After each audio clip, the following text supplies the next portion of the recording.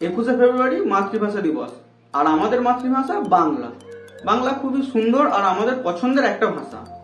আর এই 21শে ফেব্রুয়ারি সব থেকে বেশি রং পরিবর্তনকে করে জানো? স্কুলের ইংলিশ টিচার। ভাই গিরগিটির থেকেও বেশি রং পরিবর্তন করে স্কুলের ইংলিশ টিচার এই 21শে ফেব্রুয়ারির দিন। সারা বছর ইংলিশের চটি চেটে 21শে ফেব্রুয়ারির দিন স্টেজে উঠে বক্তৃতা দিচ্ছে বাংলা ভাষা নিয়ে। ভাবা যায়? সারা বছর ধরে যে teacher hello student, note down, study English, study English, study English করে করে মাথা ধরিয়ে দিত, 21শে ফেব্রুয়ারির দিন সেই টিচারই স্টেজে উঠে বাংলা ভাষা নিয়ে বক্তৃতা দিচ্ছে। আলাদাই ব্যাপার স্যাপার। एकदम इन्होंने वक्त बदल दिया, जज्बात बदल दिए, जिंदगी बदल दी। দেখো ভাই, আমাদের বক্তব্য খুবই সাধারণ। আমরা চাও খাই, ভাতও খাই, আবার জলও খাই।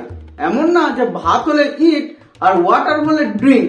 Eat rice, drink water. But আমার কথা হচ্ছে প্রথমেই ঠিক করা হোক কোন ইংলিশটা মেনে চলা হবে। সারা 14 ঘন্টা ইংলিশ বানিয়ে রেখে দিয়েছে।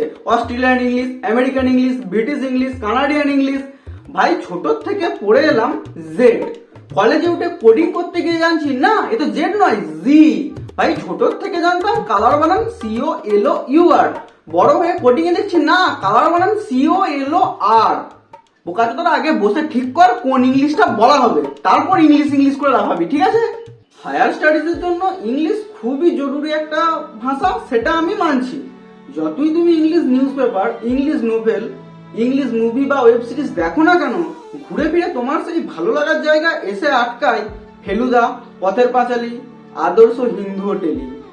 হ্যাঁ 14 বলতে হয় সেটাও মানলাম, কিন্তু আসল শান্তি তো মুখ থেকে যখন বেরোয় 14।